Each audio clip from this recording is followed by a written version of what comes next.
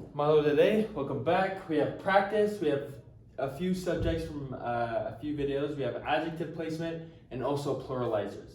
And so this practice will be good because it'll kind of combine not only these two concepts, but also everything we've learned. So all sentences that we've learned in the past. So this is just extended practice. So as usual, pause the video, try to get through it yourself, and then I'll do it. So the missionaries are happy. So, oku, fia, I, gao, gao. That's a pluralizer, gao, for people. Missionaries are people, so we say gao, gao. Good. The tired boy is sleeping. Oku mohe, I, tamasi'i, fia moheya. Fia moheya is how we're going to say tired or sleepy. The big horses are upset. Oku ita, I, fangahosi, lahi.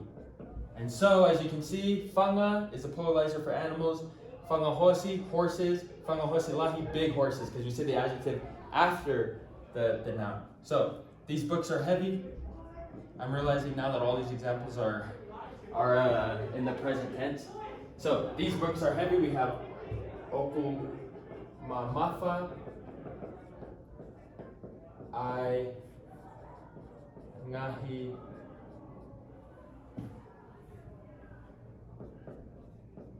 tohi. And this is the interesting part. When we say these, we're going to think of these as an adjective. And so it's not the books are heavy, it's these books are heavy. And so how we're usually going to say these or this is going to be ni. So we can say okmamafa ngahi tohi ni, or we can say okmamafa ngahi tohi eni, or we can say okmamafa ngahi tohi go eni. And so any of those ni, any, or go any would work for these. But we're going to think of this or these as an adjective describing this noun. Okay, the hungry students are pigs. And so this one's interesting because this is not a tense marker sentence.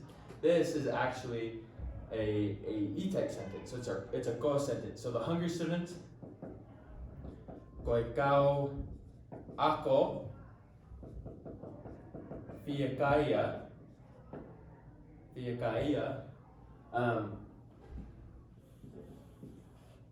ko e fanga puaka. And this is interesting because you're like, oh, ako doesn't mean like student necessarily, but when we throw gao, a people pluralizer, in the front of a word like ako, like learn, we're essentially saying the learners, the people who learn, which is a student, right?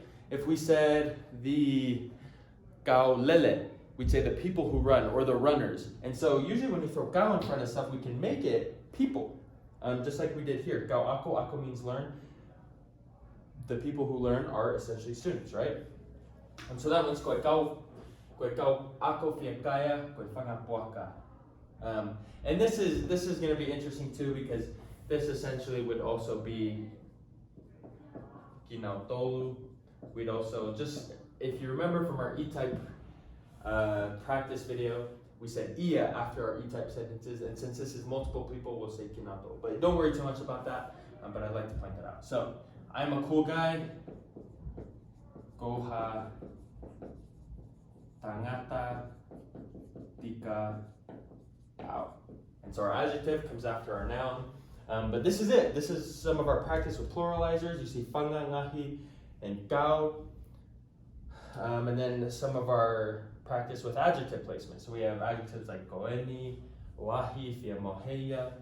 We threw fia kaya in there, and we threw tika in there. Cool guy. And so look at that. Hopefully you did well. But thanks